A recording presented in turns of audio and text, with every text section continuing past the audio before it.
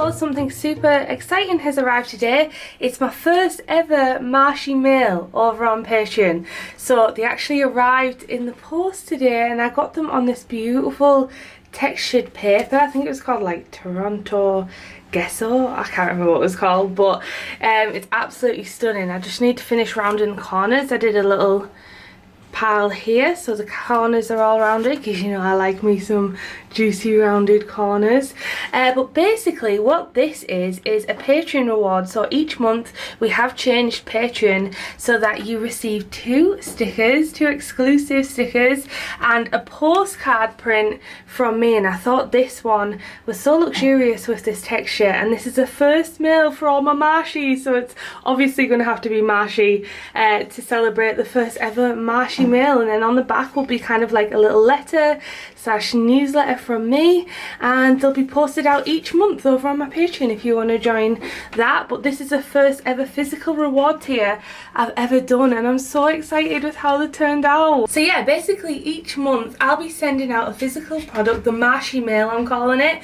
and you will receive a postcard and two die cut stickers that are exclusive to Patreon. So I'm really excited, and the postcard will have like a little letter on the back, and then we'll have the two die cuts, and I'm just really excited about it. This feels really beautiful quality. I'm also going to package it really nicely. I'm thinking of getting glassine mailers for them, and I also want to design a stamp in this vlog. I want to design a stamp that says Marshy mail so that my patrons have a little exclusive package that comes to them each month. So if you want to be part of the Marshy mail club, you can sign up on my Patreon for the Marshy mail club tier. So I'm really excited because I've always loved the idea of shipping an exclusive physical product over on my Patreon, and this is kind of an experimental thing. I don't know how long it's going to last, but hopefully we can figure it out. I don't know how it's going to work with posting and stuff, because this is going to be our first month doing it, posting out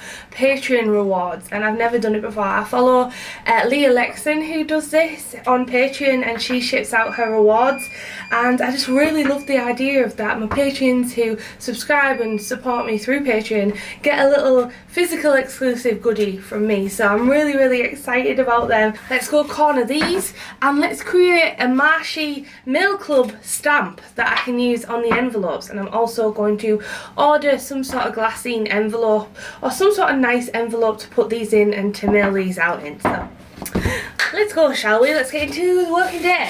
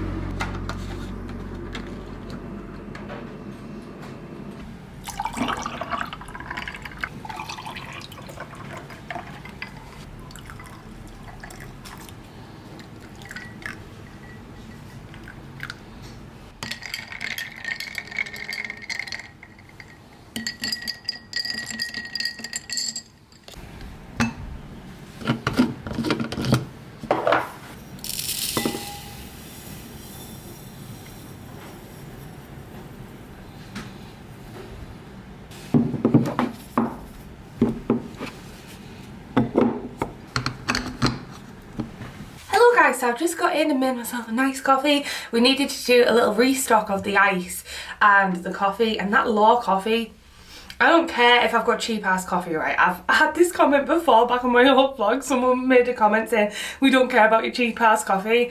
Well, I care, okay, because this coffee is delicious. I think I am going to ask Santa for a proper coffee maker machine, because I do think that would level up my iced lattes, because I've got it down to a T, but what's missing is that richness of the coffee, I think. Anyway, hello guys, how are you all doing? Today I want to work on a new set of stickers for Halloween, but more about that later. First of all, I wanted to have a little heart-to-heart and a chat with you guys, because I've been sharing my journey for the last, like, what, 3 years or something here on YouTube, and I always share the kind of highs and the lows. And there was a comment I got recently, I can't remember what vlog it was on, or even if it was in my DMs, about asking if I regretted moving into this bigger studio when there was a pandemic and obviously everything was going on. Do I regret it? Because we have noticed a massive plummet in sales, and it can be very, very worrying as a business owner. 2020 was a total anomaly year for online e-commerce. I felt like at the time we definitely at first noticed a hit, but then during lockdown it started to pick up from about June onwards. We also had a lot going on, like moving into the studio, which actually brought more traffic into the YouTube channel, which meant more eyes were on my shop, which meant more conversions of sales, which was absolutely brilliant.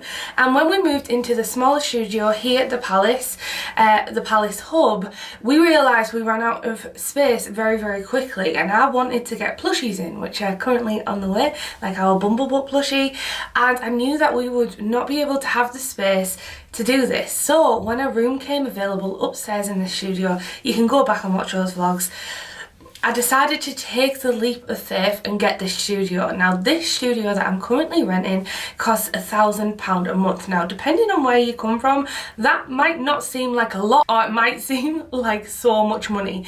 To me, it actually is a lot of money. Here in the Northeast, normally offices are relatively inexpensive if you look in the right places. When I moved into my first ever studio, it literally cost me £50 a week, and yeah, the roof might have been a little mouldy and there might have been spiders that used to just fall when it was windy because the roof would like flap up and down, but it's all that I could afford at that time, and I felt like the risk was worth it. It wasn't too much that I couldn't scramble together £50 from my freelance work or my part-time job at the time. So when I looked into this office, I knew it was a big risk, because that means my expenses have gone from £50 a week to then £80 a week. In the old studios, I was paying £80 a week for 2 rooms in the old building, and I absolutely loved it there. But then when I moved into the Palace Hub, I was paying around about £450 a month, which still I thought was really, really worth it for the sea view room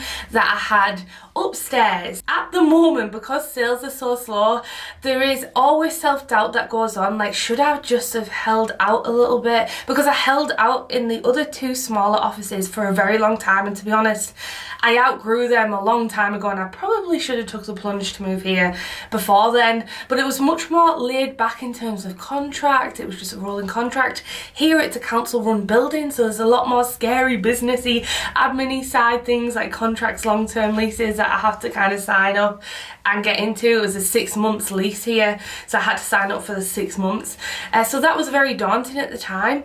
But I probably should have made the move sooner. So when I came and seen this room, I looked around and I thought, right, do I just trust my gut and go for it? And then I took the plunge, which obviously increased my expenditure. Now, last week on Katnipp, we made a lot less than what we normally do. Our weekly sales were about the same as back in 2019, so not the boom that we're used to, but I'm hoping that because of the summer months and everyone's back and out there, lockdowns are easing up in some of the Western countries and in Europe, and especially in the UK, so I'm hoping that it will pick up again, and I'm gonna keep trying to keep my positive head on, because I still want to keep this studio. And do I regret it? Sometimes, honestly, I do have self-doubt moments, like, did I do the right choice? Did I jump at too much of an earlier day? Was I too impulsive? Now, I ruminated about moving into the studio for the longest time, but our team at the time was growing. The other office was way too small. It wasn't a suitable space for a growing team. Now that we're a bit quieter, we only really have Mike and Dean in the studio, and occasionally Matthew and occasionally Emily. It's a little bit more like, did I make the right choice? And I do definitely have those self-doubt moments. However, I do not regret it, because we have still been able to manage and keep afloat. Yeah, we're not making a massive profit. We're probably cutting even over this last couple of summer months. That's including paying the wages for Mike. So I actually don't regret moving into the bigger space, because I do think we eventually would have needed to come here at one point. I just had to bite the bullet and go. And business is never always smooth sailing and on the upward growth. I'm learning that there is definitely big peaks and troughs, and as long as you have a fund available for a rainy day, then you should be okay. So we actually saved 2 months rent in advance. So if we couldn't make the 2 months rent, we had 2 months rent available to us. Now, some people would probably say that you need a bit more of a softer cushion, so maybe 6 months would have been a better option. But for now, we are still managing to pay the rent. We're not behind on anything, we're not in debt.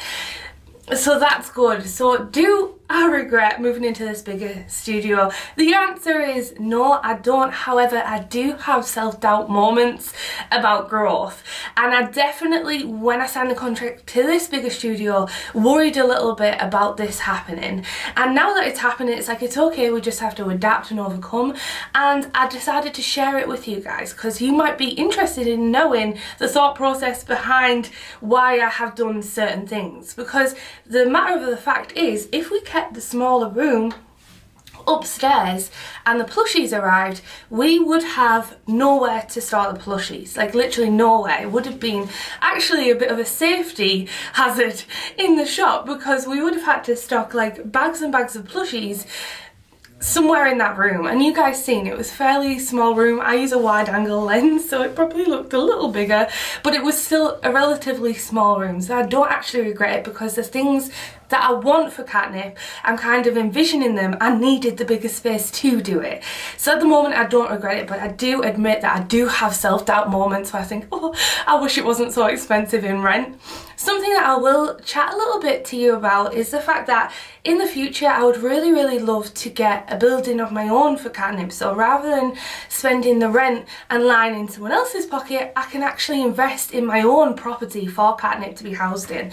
But that is a long time coming. I don't think that's going to happen yet, but hopefully further down the line, we'll be able to do that. So we actually have a studio ourselves, and it would even be great if we had spare rooms to rent out to other small creative businesses. That would be my dream. That would be really cool. I thought I'd share that experience with you as a small business owner and what's been going on in my mind. I'm just going to focus now on Halloween goodies. I'm just keeping my eyes on the prize and trying to think Halloween. Get our sketchbooks out, and I want to design a kind of Halloween slash almost gothic range to commemorate Memento Mori. I'll be going into some depth about Memento Mori in the next studio vlog and describing all about the art term. But for now, I want to say a huge thank you to our sponsors today, Skillshare, for continuing to support this channel. For those of you who may not know what Skillshare is, it's an amazing online community filled to the brim with thousands of inspiring classes for creators, from running an Etsy shop, from business, from art, from illustration, from learning totally different new techniques. One class that was actually recommended to me on Skillshare was this Animate with Procreate, design and animate your TikTok persona. This class looks so fun, and I've really been enjoying TikTok, as I'm sure everyone has. One thing that is really good about Skillshare is that there is actually no ads on their classes, and they're also really short. Most of the classes are less than 60 minutes, and the best thing is they're actually split down into little classes. And Skillshare are offering the first 1,000 people to click in the link in the description below a free trial of the Skillshare premium membership. So thank you so much, Skillshare, for sponsoring this video.